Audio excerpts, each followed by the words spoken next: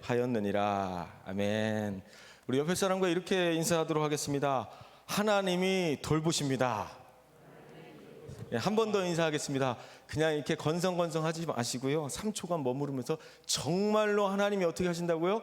돌보십니다. 이렇게 3초간 머무르셔야 됩니다. 다시 한번 인사하겠습니다. 정말로 하나님이 돌보십니다. 예, 특별히 오늘 이 새벽에 하나님께서 돌보시는 그 은혜를 온전히 누리시게 되기를 소망합니다. 예, 어느 무더운 여름 어떤 사람이 4마리의 개를 기르고 있었습니다. 그러자 초복이 되자 1마리의 개를 데리고 갔습니다. 그리고 중복이 되자 또 1마리의 개를 데리고 나갔습니다. 그리고 말복이 되자 또 1마리의 개를 데리고 나갔습니다. 자, 그러면 이제 몇 마리의 개가 남았죠? 1마리가 남았습니다. 그래서 이 개가 우와, 이제 살았다 하고 이렇게 막 좋아하고 있는데 갑자기 주인이 나타나서 광복이다 하고 이렇게 데려갔다고 이야기합니다. 예, 이런 슬픈 이야기가 있는데요, 무더운 여름 가볍게 웃을 수 있는 그런 이야기지만 우리에게 주는 교훈은, 자, 따라합니다. 방심하면 죽습니다. 예, 옆에 사람을 보면서 이렇게 이야기했습니다. 방심하면 죽습니다. 예, 우리는 언제 초보기가 될지 중보기가 될지 말보기가 될지 광보기가 될지 모릅니다. 이강 목장님 계신데 죄송합니다. 네, 우리는 늘 깨어서 우리는 기도하고 우리 하나님을 의지하며 그렇게 살아가야 될 줄 믿습니다. 우리는 어려울수록, 힘들수록, 급할수록 더욱더 주님의 말씀에 순종할 수 있는 저희들 되시기를 소망합니다. 아멘. 우리가 말씀을 따라가다 보면 때로는 사망의 음침한 골짜기를 지날 때도 있습니다. 그러나 반드시 우리를 쉴만한 물과 푸른 초장으로 이끌어 가실 그 하나님을 신뢰하며 끝까지 순종할 수 있는 저 여러분 되시기를 다시 한번 주님의 이름으로 축복합니다. 아멘. 예, 우리가 이번 주 새벽마다 부르던 찬양 가운데 내 마음의 한 자리라는 찬양이 가사가 계속해서 생각이 나는 겁니다. 저만 그런 게 아니라 여기 앞에 계신 우리 동희 목사님도 아침에 자기도 모르게 계속해서 내 마음의 한 자리 찬양을 부르고 계셨다고 했는데, 계속해서 그 찬양이 마음 가운데 불러지는 것을 이제 보게 됩니다. 그래서 내 마음의 한 자리, 가장 그 귀한 자리에 우리 주님을 온전히 모셔드릴 수 있게 되기를 소망합니다. 그렇게 우리 주님을 온전히 모셔드린다면 우리의 삶이 천국이 이루어질 줄 믿습니다. 그래서 예배를 통해 부어지는 찬양의 능력과 말씀의 능력으로 말미암아 우리의 십자가의 능력이 우리 삶에 온전히 선포되어지기를 주님의 이름으로 다시 한번 축복합니다. 오늘 우리가 함께 읽은 그 본문의 말씀은요, 위기 속에서도 하나님께서 돌보시는 그 한 사람을 보게 됩니다. 엘리야는 하나님의 말씀을 전하면서 위기도 있었지만 하나님의 명령에 순종할 때 하나님께서 먹이시고 돌보시는 것을 보게 됩니다. 그래서 구약 성경에 등장하는 수많은 선지자들 가운데 가장 능력 있는 선지자 한 사람을 뽑으라고 한다면 우리는 누구를 뽑을까요? 모세를 뽑겠지만, 그래서 2사람을 뽑으라고 한다면 모세와 엘리야를 뽑을 수 있습니다. 그래서 오늘 본문에 등장하는 그 엘리야는요, 우상 숭배가 가득한 그 어둠의 시대에 정말 한 줄기 빛과 같이 혜성처럼 등장한 그런 인물입니다. 오늘 본문에 등장하는 그 엘리야를 통해서 우리가 어떻게 하나님께서 사용하시고 이 어둠의 시대에 하나님께서 그를 어떻게 준비시켜 가는지를 우리가 함께 말씀을 통해 나눠보도록 하겠습니다. 우리 1절 말씀 함께 선포하도록 하겠습니다. 1절 말씀 함께 선포합니다. 길리앗에 우거하는 자 중에 디셉 사람 엘리야가 아합에게 말하되, 내가 섬기는 이스라엘의 하나님 여호와께서 살아계심을 두고 맹세하노니 내 말이 없으면 수년 동안 비도 이슬도 있지 아니하리라 하니라. 아멘. 하나님의 살아계심을 두고 맹세하노니 내 말이 없으면 비도 이슬도 있지 아니하리라. 자, 따라합니다. 내 말이 없으면 비도 이슬도 있지 아니하리라. 이 엄청난 그 권세가 엘리야에게 있다면 우리에게도 그 권세가 있다라는 것입니다. 성경에서는 야고보서 말씀에서는 엘리야를 이렇게 소개합니다. 우리 야고보서 말씀 5장 17절에서 18절 말씀 함께 선포합니다. 엘리야는 우리와 성정이 같은 사람이로되 그가 비가 오지 않기를 간절히 기도한즉 3년 6개월 동안 땅에 비가 오지 아니하고 다시 기도하니 하늘이 비를 주고 땅이 열매를 맺었느니라. 아멘. 성경에서 엘리야를 우리와 같은 성정을 가진 사람이다라고 이렇게 말씀하고 있는 것처럼 엘리야에게 주신 능력을 우리에게 주셨음을 믿고 하나님의 영광을 위해서 아름답게 쓰임받는 저희들이 되었으면 좋겠습니다. 아멘. 오늘 함께 읽은 본문을 보면 엘리야에 대해서 소개하기를 길르앗에 우거하는 디셉 사람이다라고 이렇게 소개하고 있습니다. 엘리야는 디셉이라는 그 문명의 사람으로서 어디서 어떻게 하나님께 부르심을 받았는지 그 성장 배경이 어떠했는지 자세하게 기록되고 있지는 않습니다. 그러나 중요한 것은 죄악으로 가득한 이 시대에 하나님께 아름답게 쓰임받은 그 인물이라는 것이 중요한 것입니다. 여러분, 쓰임받기를 간절히 사모하십시오. 아멘. 영적으로 무감각해져 가는 이 어둠의 시대를 엘리야와 같이 한 줄기 빛이 되게 하여 주시옵소서. 아멘. 우리 가정이, 우리 자녀가, 우리 교회가 그렇게 쓰임받는 교회가 되기를 그렇게 날마다 기도하며 하나님께 나아갔으면 좋겠습니다. 아멘. 이때 당시 시대적인 배경을 살펴보면 하나님을 믿고 따르던 시대가 아닙니다. 오히려 바알을 더 믿고 따르던 시대입니다. 바알이 비구름을 보내주기 때문에 바알을 잘 섬겨야, 그 풍요의 신을 잘 섬겨야 잘 살 수 있다라고 믿던 시대였습니다. 그런데 바알이라는 그 우상신이 그래서 비구름을 안 보내주면 어떻게 하나 벌벌 떨면서 살아가는 그 어리석은 그 사람들의 모습을 보게 됩니다.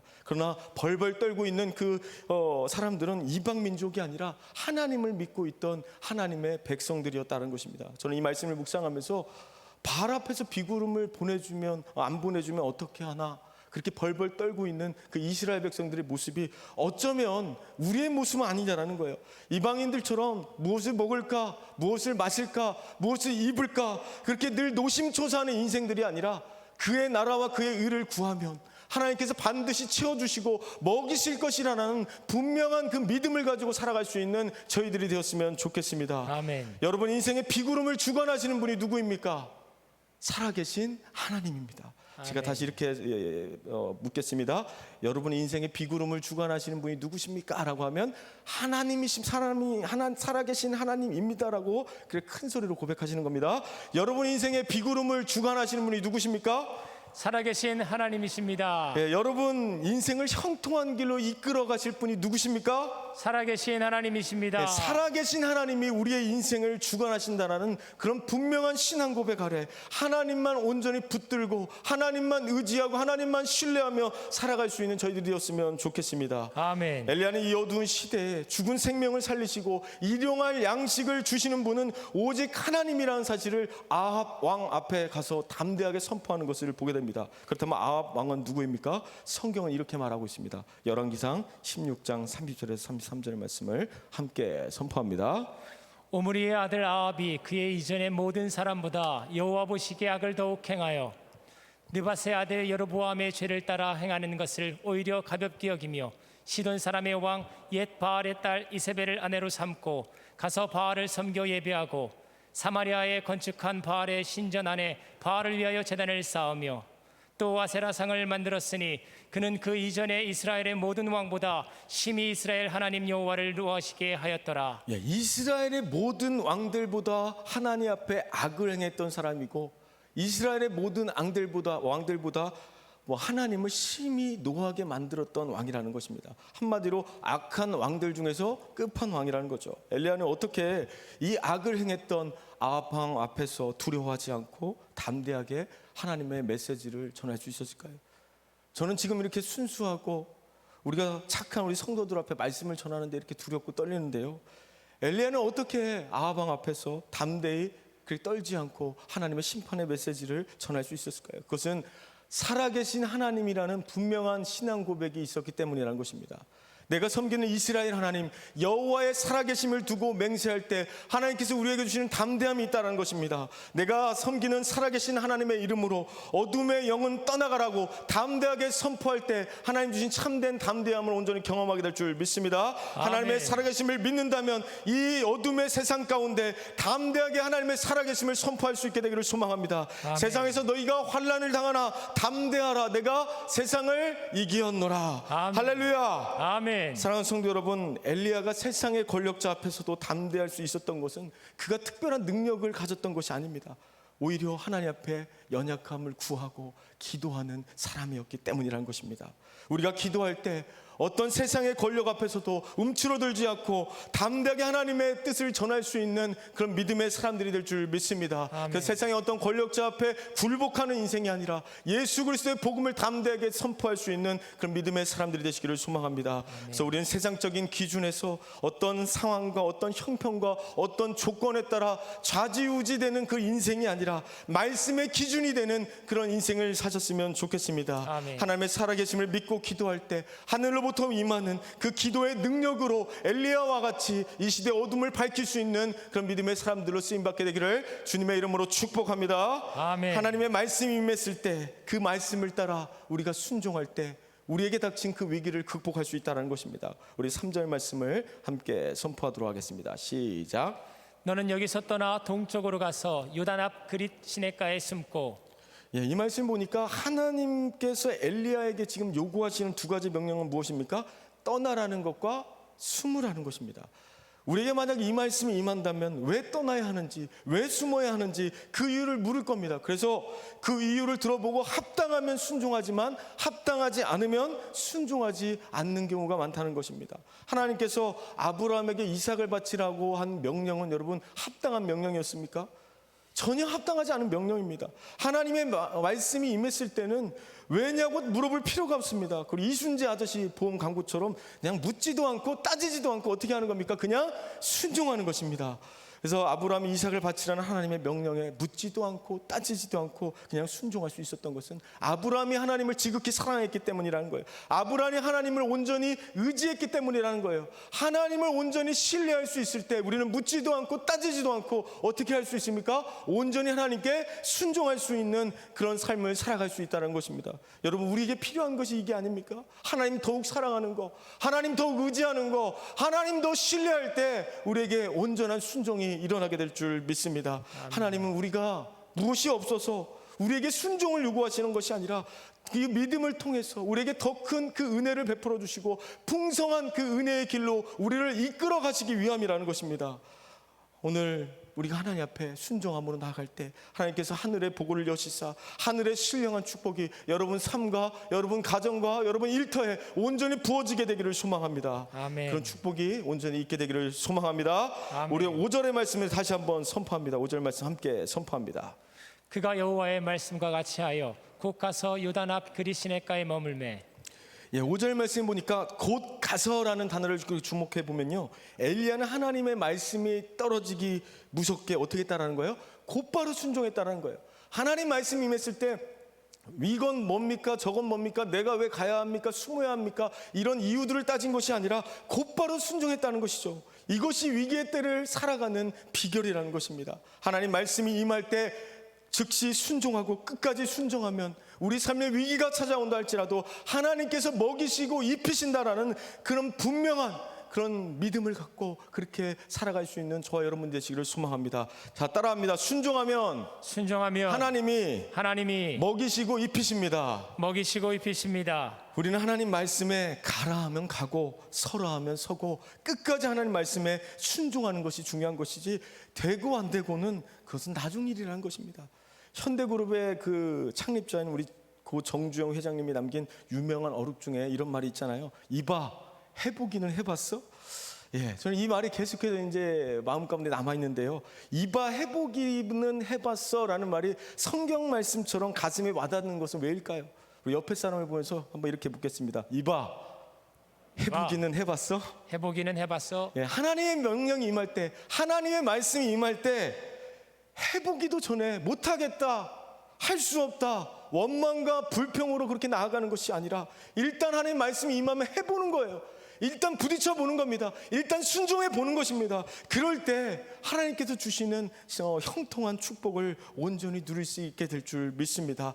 하나님의 말씀이 임하면 외우가 아니라 내입니다. 하나님 말씀이라면 따지지도 않고 묻지도 않고 온전히 순종할 때 우리가 하나님의 신령한 축복을 마음껏 누리게 될 줄 믿습니다.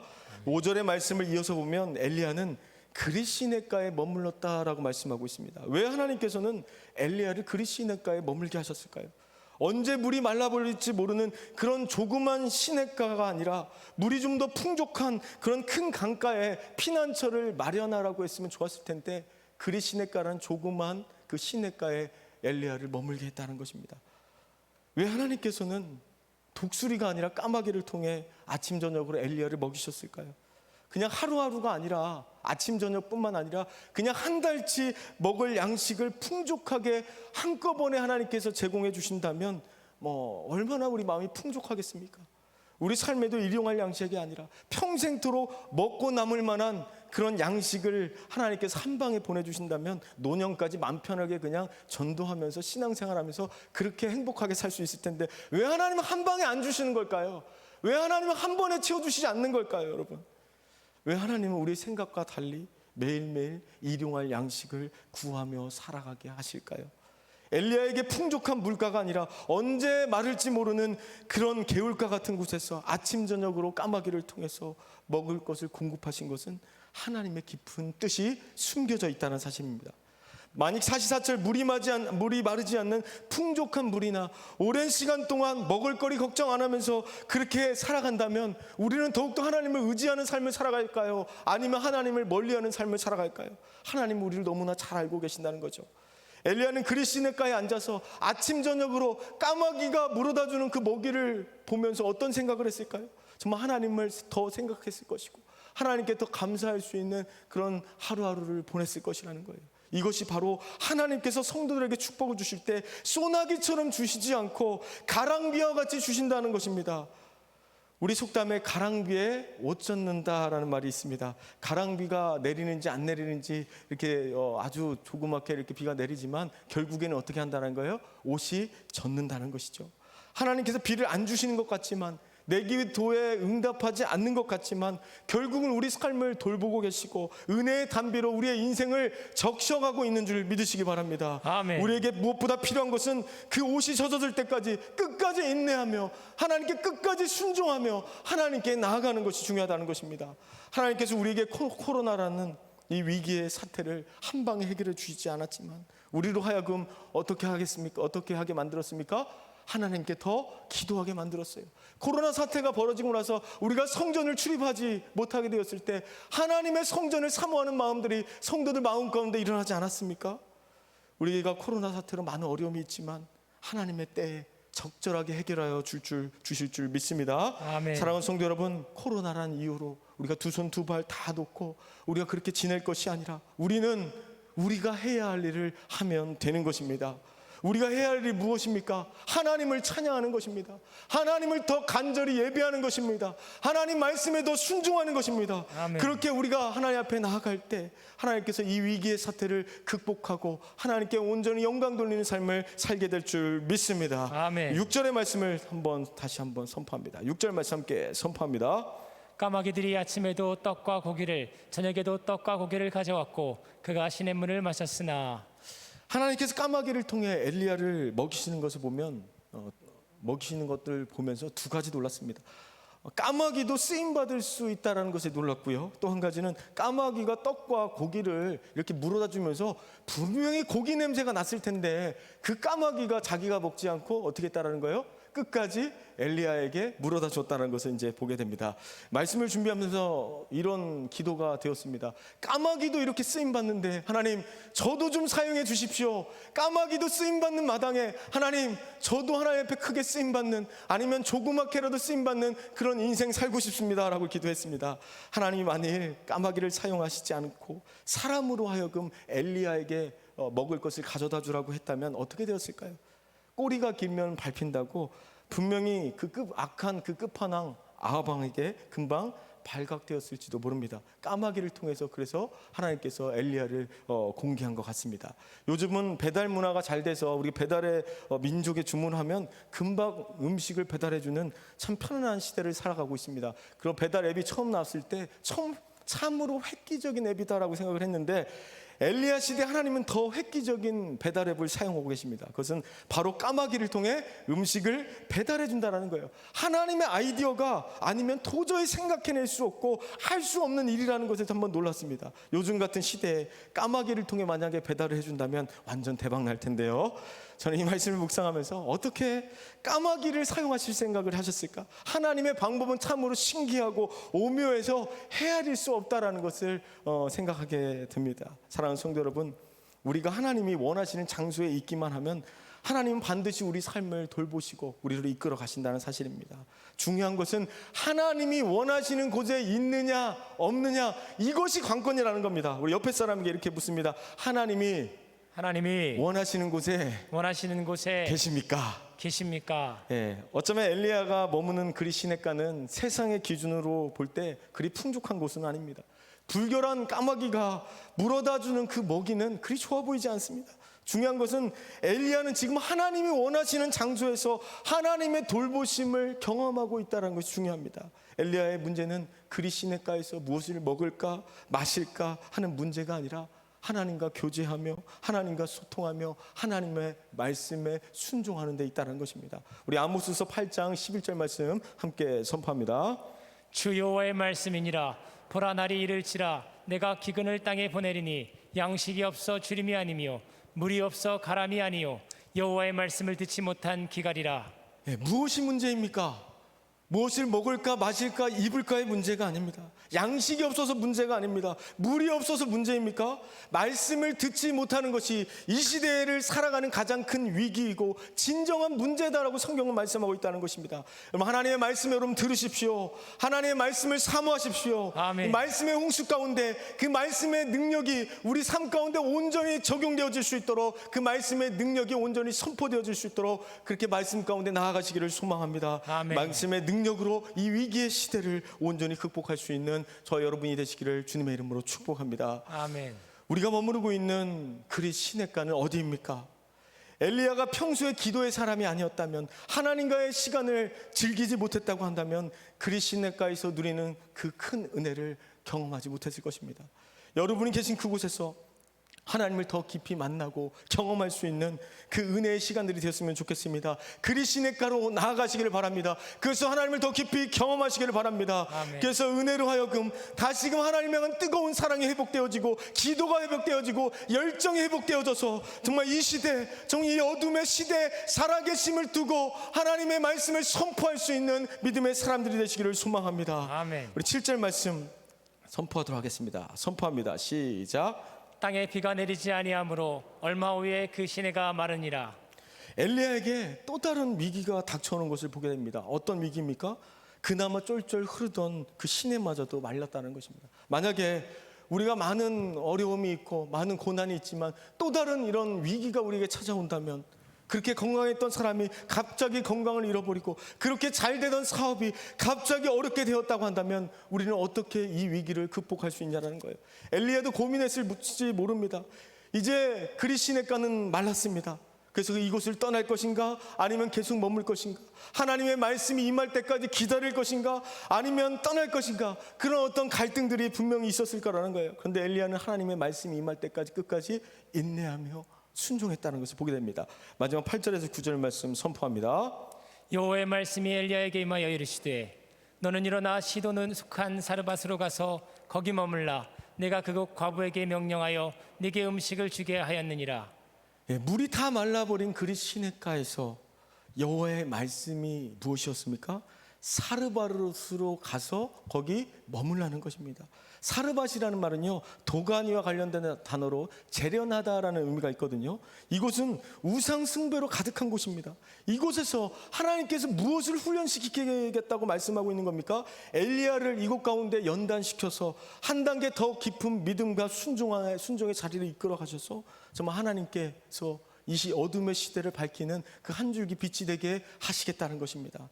이 어둠의 시대 엘리야를 사용했던 것처럼 하나님께서 우리 자녀를, 우리 가정을, 우리 교회를 아름답게 믿음의 도구로 준비시켜 가시는 줄 믿으시기 바랍니다. 아멘. 9절 말씀에 보면 엘리야를 누가 돌보게 하신다고 말씀하고 있습니까? 사르밧 과부를 통해 먹이시겠다라고 말씀합니다. 하나님께서 엘리야에게 주신 명령은요, 사르밧에 가서 교회를 세우라든지 부흥을 시키라든지 바알을 쳐 부수라든지 어떤 그런 특별한 명령이 아니었습니다. 우리가 생각하는 것과 다르게 사르밧 과부에게 가서 얻어 먹으라는 거예요. 하나님의 엘리야를 돌볼 수 있는 어떤 능력 있는 사람이나 부자였다면 좋았을 텐데 세상에서 가장 연약한 과부를 찾아가서 그에게 의탁하라는 것입니다.